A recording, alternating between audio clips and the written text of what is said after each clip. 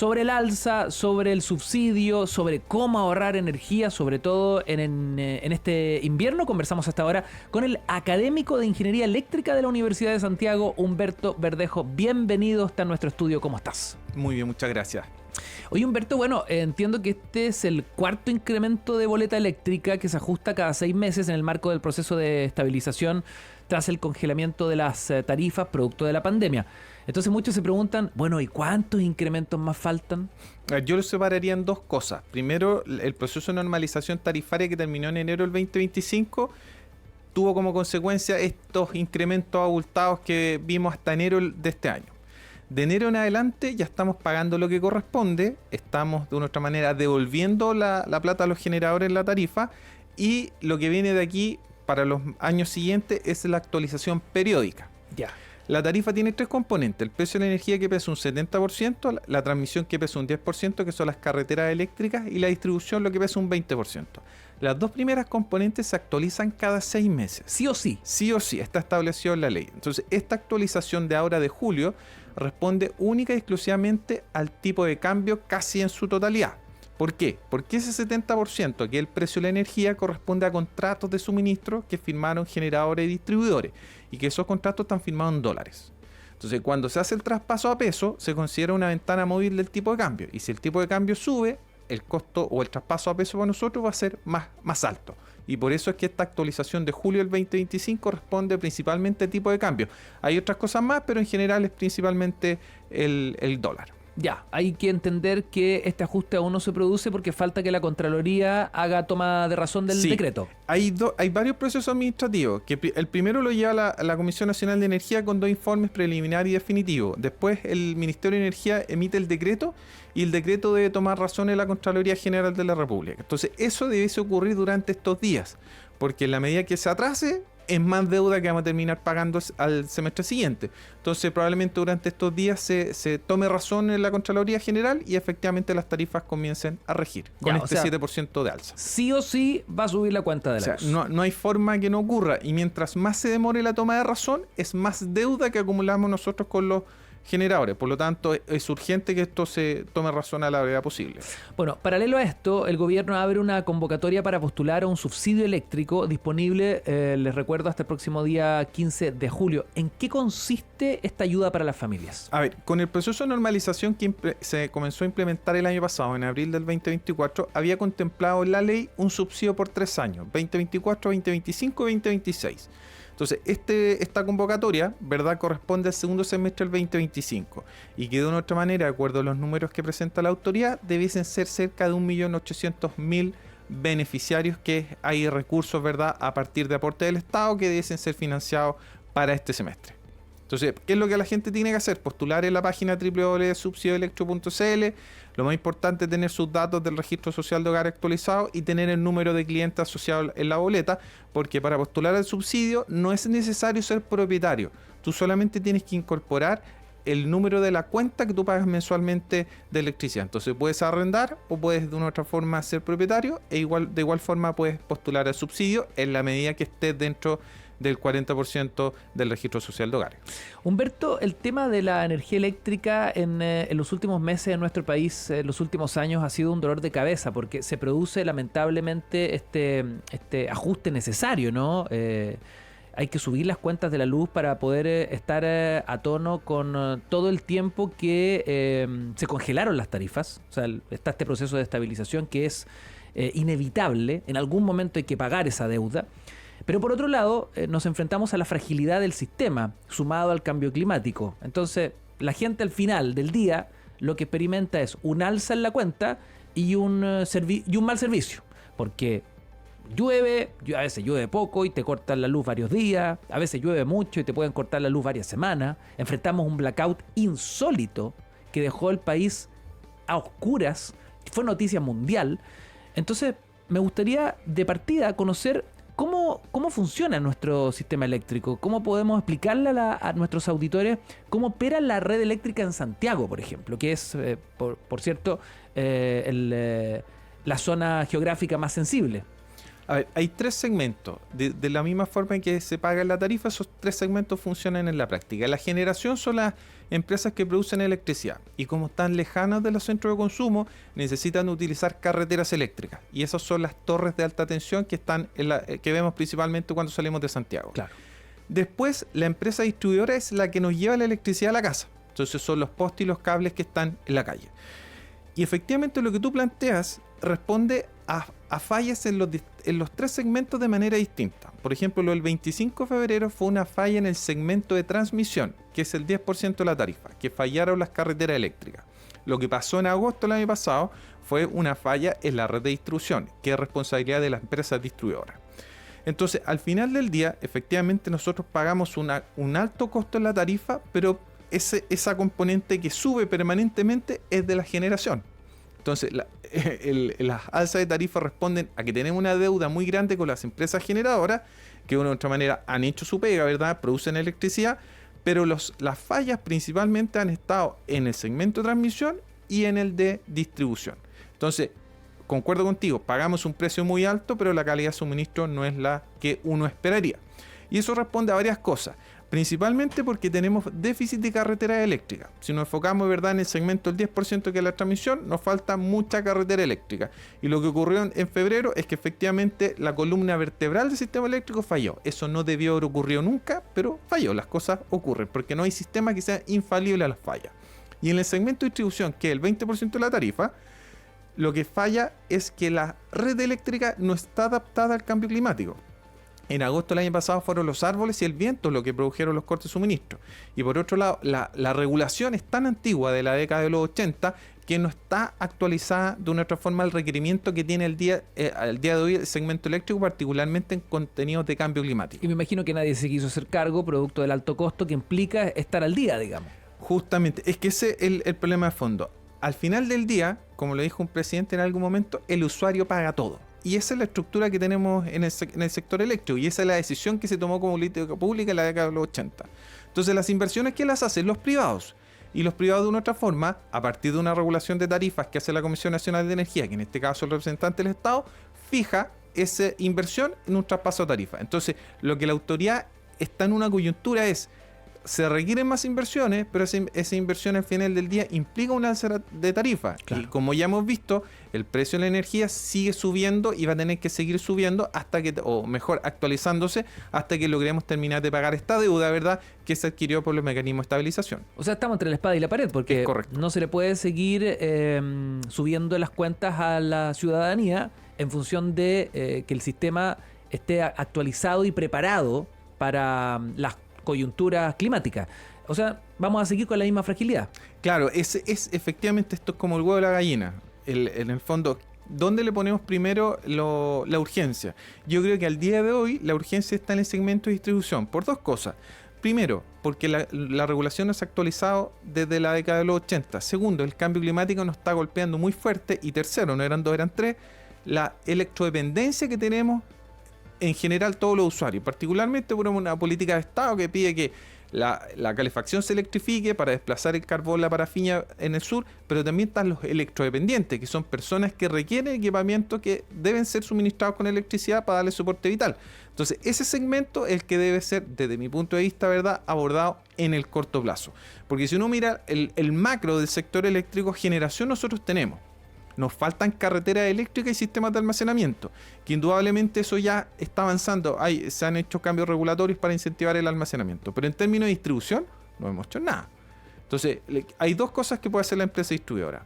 O corta todos los árboles de manera total, digamos, para poder eliminar el efecto que tiene el árbol sobre la red eléctrica, pero nos queda el viento y nos queda el calor en el verano. Claro. Entonces, esto es un tema que, si no se aborda de manera estructural, va a ser muy difícil que tengamos una calidad de suministro como todos nosotros esperamos. Sin perjuicio de eso, de todas maneras, hay que reconocer que el trabajo preventivo que se ha hecho en términos de distribución, coordinado en este caso por la superintendencia e implementado por la distribuidora, ha apuntado, ¿verdad?, a que los eventos climáticos de las semanas anteriores no tuvieron el impacto tan grande como uno esperaba, sin perjuicio que en la zona sur hubo mucho corte de suministro, pero hubo hasta un tornado, que eso cosas, ¿verdad?, que nosotros no estábamos acostumbrados. Entonces, en la medida que no le pongamos la ficha al segmento de distribución, va a ser muy difícil que podamos salir de este problema, sin perjuicio que también es bueno ponerlo sobre la mesa y recordar que al final del día el usuario paga todo. ¿Soterrar es un sueño imposible? Hay dos cosas. Desde el punto de vista técnico es factible. Desde el punto de vista económico no lo es. Si tú construyes una línea eléctrica, o sea, una línea aérea en distribución versus una subterránea, la relación es 1:10. Entonces eso significaría que tus costos de distribución debiesen incrementarse de manera importante. Sin perjuicio de eso, hay empresas en el sur que han hecho esfuerzos y los costos se han reducido. Para no mencionar ningún tipo de empresa, efectivamente en la parte de la zona sur del país se ha soterrado. Y a lo mejor esos modelos se debiesen implementar, al menos en la zona fuera del anillo Santiago de Espucio. O sea, la región metropolitana fuera del anillo de Espucio.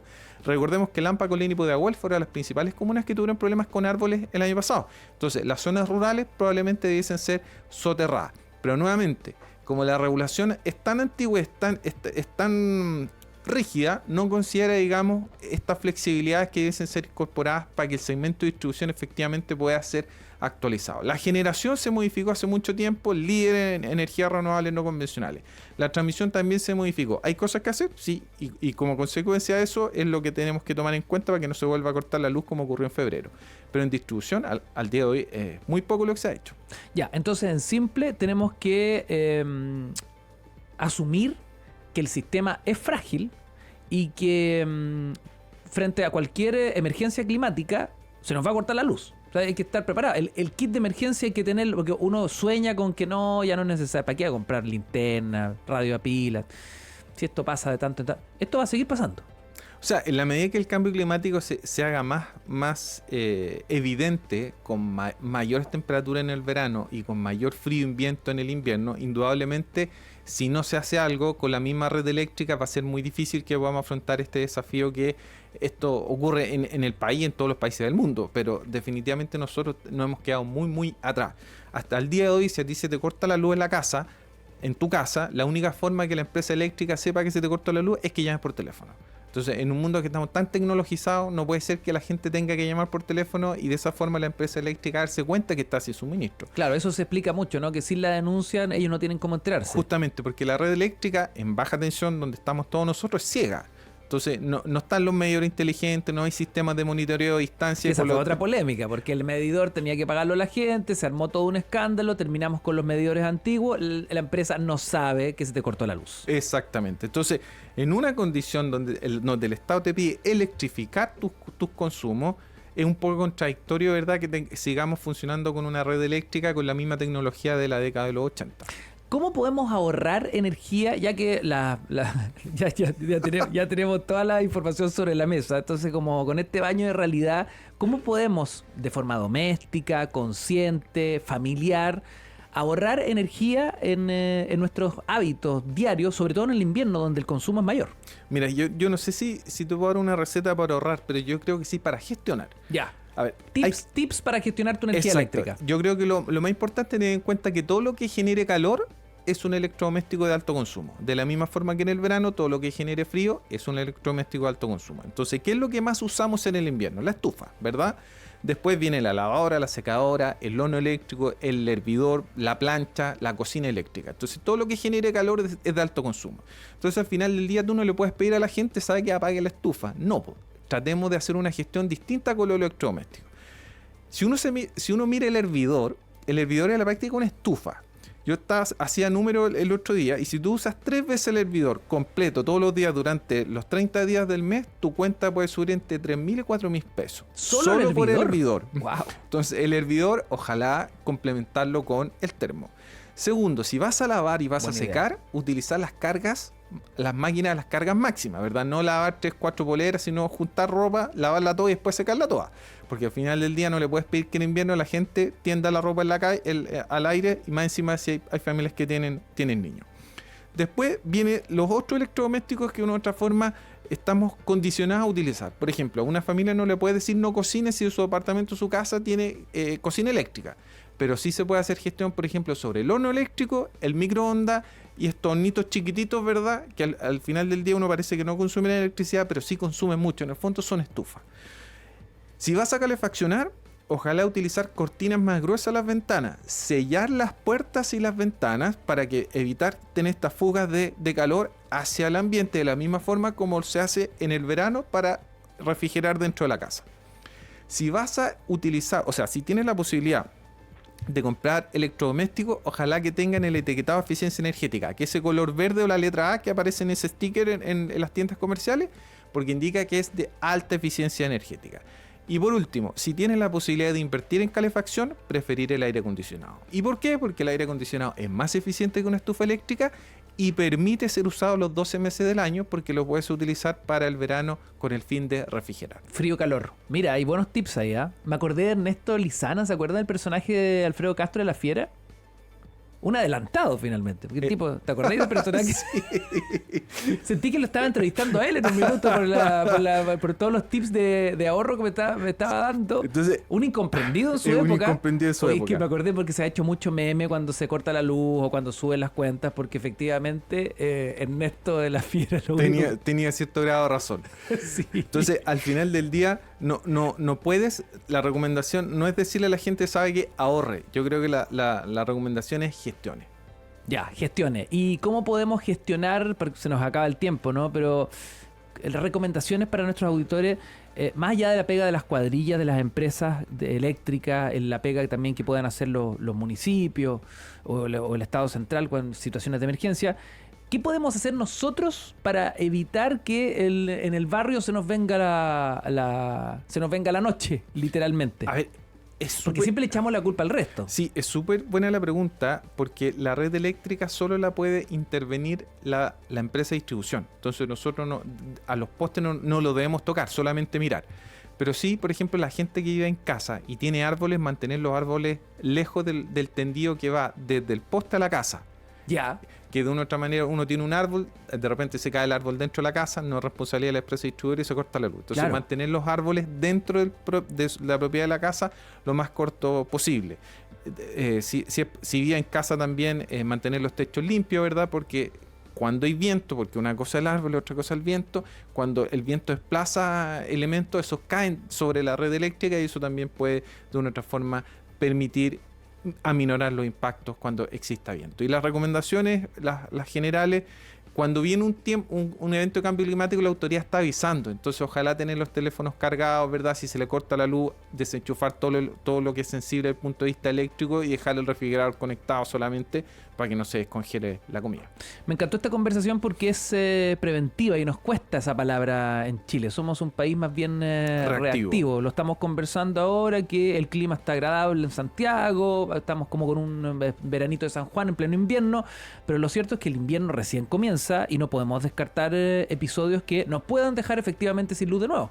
Es correcto. Por eso cuando la autoridad dé la alerta de que viene un frente de mal tiempo, yo creo que hay que mirarlo con un poquito más de preocupación porque no sabemos, ¿verdad?, si eventos de agosto del año pasado se pueden volver a repetir. Académico de Ingeniería Eléctrica de la Universidad de Santiago, Humberto Verdejo, muchas gracias por muchas gracias a ustedes. Las explicaciones y los consejos además. La gestión, esa es la palabra. Muchas gracias. Tenga un buen día. 8:20. Escuchamos música hasta ahora, un clásico de Depeche Mode. Sigues en Cuatro Cabezas en la 102.1 FM.